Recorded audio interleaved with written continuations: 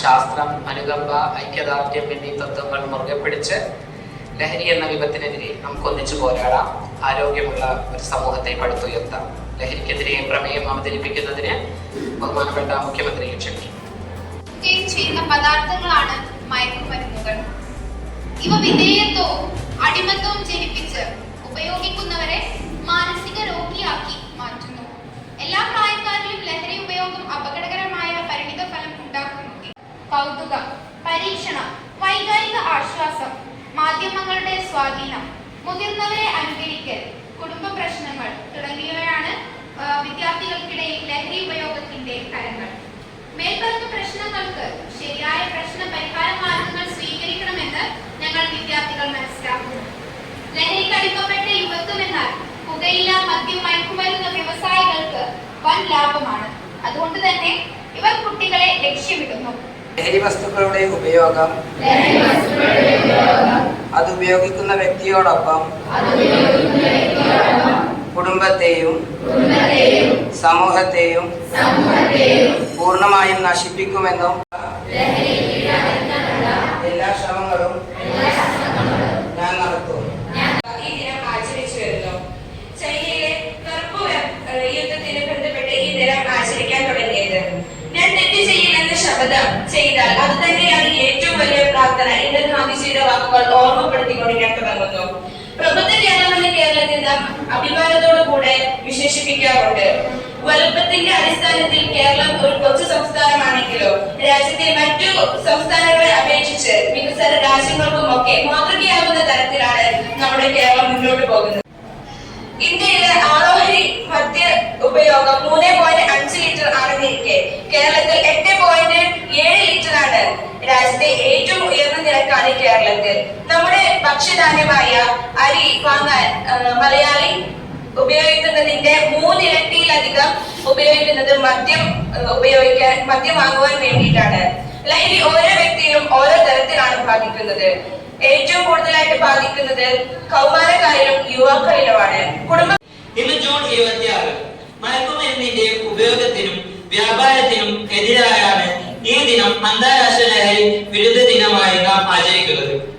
1989 മുതൽ അന്താരാഷ്ട്ര ലഹരി ദിനമായി ആചരിക്കുന്നു.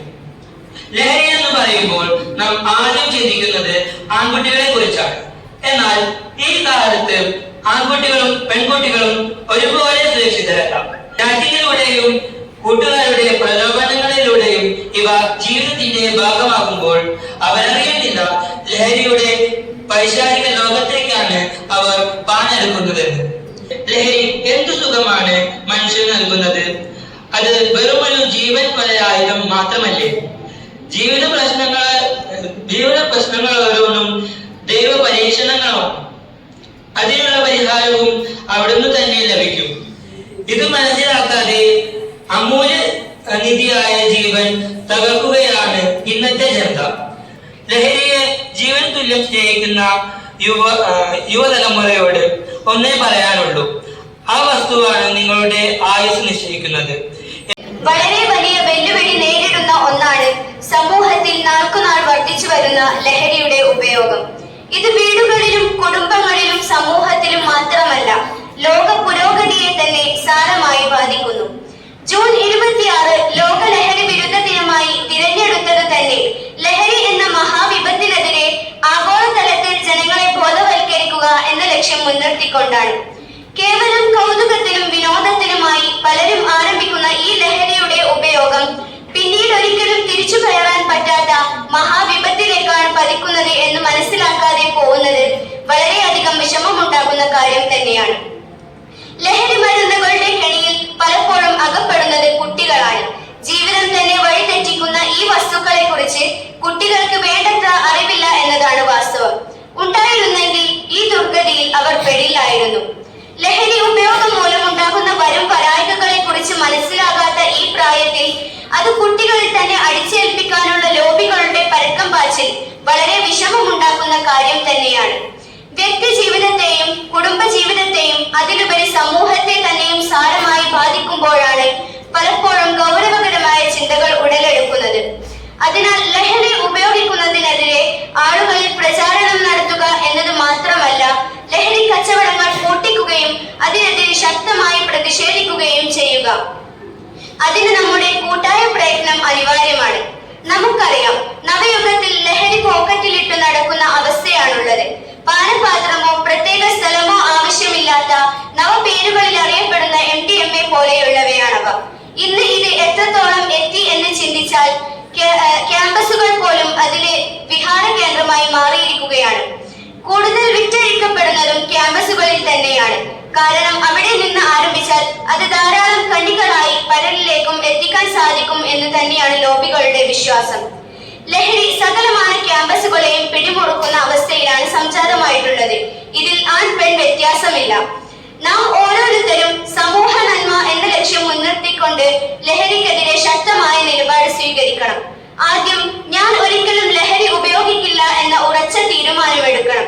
ലഹരിക്കെതിരെ പ്രതിഷേധിക്കാനും ലഹരി ഉപയോഗിക്കില്ല എന്ന ഉറച്ച തീരുമാനമെടുക്കാനും എന്നോടൊപ്പം നിങ്ങളും ഉണ്ടാകുമെന്ന പ്രതീക്ഷയോടെ നിർത്തുന്നു. നമുക്കൊന്നിച്ച് പ്രയത്നിക്കാം, അണിചേരാം. ജയ് ഹിന്ദ്.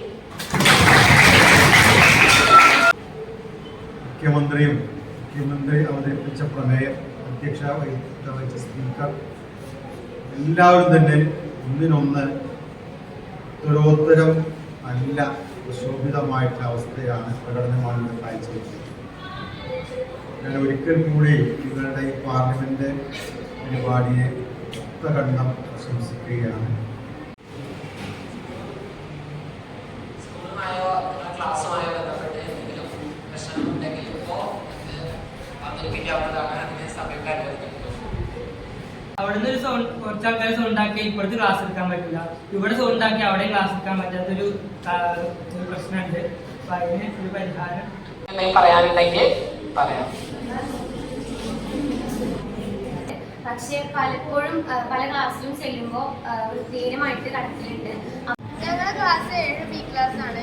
പഠിക്കുന്ന സമയത്തും എപ്പോഴാണെങ്കിലും മഴ പെയ്താൽ റൂഫിൽ നിന്ന് വെള്ളം ഒറ്റുന്നുണ്ട്. സ്കൂൾ പാർലമെന്റിന് വേണ്ടി ഇങ്ങനെ ഒരു ചെറിയ പ്രസംഗം നടത്താൻ അവസരം കിട്ടിയതിൽ ഞാൻ ഈ സഭയെ മുക്തകണ്ഠം പ്രശംസിക്കുന്നു.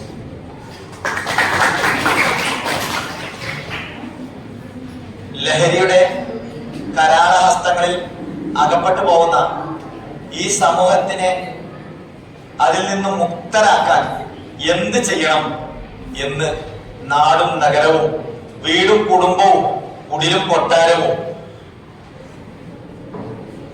ഉണർന്ന് ചിന്തിക്കുന്ന ഒരവസരത്തിലാണ് നമ്മൾ ഈ പാർലമെന്റ് ഇവിടെ കൂടിയിട്ടുള്ളത്.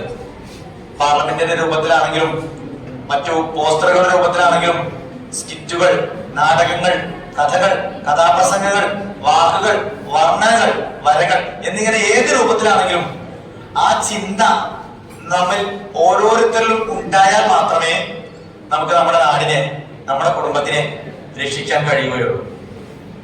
കുട്ടിക്കാലം മുതൽക്ക് തന്നെ എന്താണ് ലഹരി, എന്താണ് അതിന്റെ പ്രയാസങ്ങൾ, എന്താണ് അതിന്റെ വിപത്ത് എന്നുള്ളത് വീട്ടിൽ നിന്നും, ക്ലാസ്സിൽ നിന്നും, സ്കൂളിൽ നിന്നും, നാട്ടിൽ നിന്നും, മറ്റു മീഡിയകളിൽ നിന്നും ഒക്കെ അറിഞ്ഞു വരുന്നവരാണ് നമ്മള്. എങ്കിലും ഒരു രസത്തിന്, ഒരു പരിചയത്തിന്, ഒരു സോഷ്യൽ സ്റ്റാറ്റസിന് എന്ന് വിചാരിച്ച് പലരും ജസ്റ്റ് ഒരു ശ്രമം, ആ ശ്രമം പിന്നീട് കാലാകാല ശ്രമമായിട്ട് മാറുകയാണ്. ലഹരി മൺഡേ ആയാലും വെക്കേഷൻ ആയാലും വർക്കിംഗ് ഡേ ആയാലും അങ്ങനെ ആവുമ്പോ ഇത്തരത്തിലുള്ള സാമൂഹിക വിപത്തുകളിൽ നിന്ന് നമുക്കൊരു പരിധിവരെ ഒഴിഞ്ഞു മാറാൻ പറ്റും.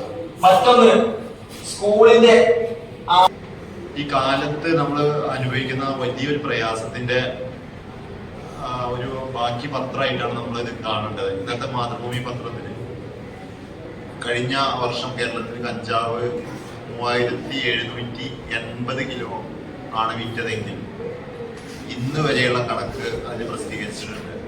അത് ഏകദേശം 2000 കിലോ കഞ്ചാവ് കേരളത്തിൽ പോലീസ് പിടിച്ചെടുത്തിട്ടുണ്ട്. വിറ്റ കണക്കാണ്. നമുക്കപ്പോ കഴിഞ്ഞ വർഷം വിറ്റ ആ ഒരു കണക്കിലേക്ക് ഒരു 6 മാസം 6 മാസം കൊണ്ട് നമ്മുടെ കേരളം എത്തിയിട്ടുണ്ടെങ്കിൽ ഇത് തന്നെയാണ് അതിൻ്റെ ഒരു വലിയൊരു ചിത്രമായിട്ട് നമുക്ക് നമ്മുടെ മുന്നിലുള്ളത്. ഇത് തന്നെയാണ്. വേറെ ഇതിൻ്റെ അപ്പുറത്തേക്ക് ഹാഷിഷ് എന്നൊക്കെ വിളിക്കുന്ന ചെറിയ ചെറിയ പൊടികളുണ്ട്. ഞാൻ അതിന്റെ പേരൊന്നും പറഞ്ഞ് നിങ്ങളെ പരിചയപ്പെടുത്തുന്നില്ല. വലിയ വിപത്താണത്. നമ്മുടെ വീട്ടില് ഇത് ഉപയോഗിക്കുന്ന ആളുകൾ ഉണ്ടാവാം. ആ വീട് അതിന്റെ പ്രയാസങ്ങൾ അനുഭവിക്കുന്നുണ്ട്. ഇതിന്റെ ചെറിയ തോതിലുള്ള മദ്യം അടക്കമുള്ള കാര്യങ്ങൾ ഉപയോഗിക്കുന്നവർ, പുകവലിക്കുന്ന ആളുകൾ നമ്മുടെ വീട്ടിൽ തന്നെ ഉണ്ടാവാം. നമുക്കതിന്റെ കൃത്യമായിട്ടുള്ള രൂപം അങ്ങനെയുള്ള ആളുകൾക്കും അറിയാമായിരിക്കാം. ആ വീട്ടിൽ നിന്ന് വരുന്ന കുട്ടികളുടെ മാനസിക പ്രയാസം പലപ്പോഴും കുട്ടികളായിട്ട് സംസാരിക്കുമ്പോൾ നമുക്ക് ബോധ്യമാവാറുണ്ട്. ഇത് ഇന്നലെ ശ്യാം സാർ ആ ചിത്രം ഒരു പോസ്റ്ററായിട്ട് നിങ്ങൾക്ക് തന്നത്, നിങ്ങളൊക്കെ പച്ചയായിട്ട് നിൽക്കുക തന്നെ വേണം.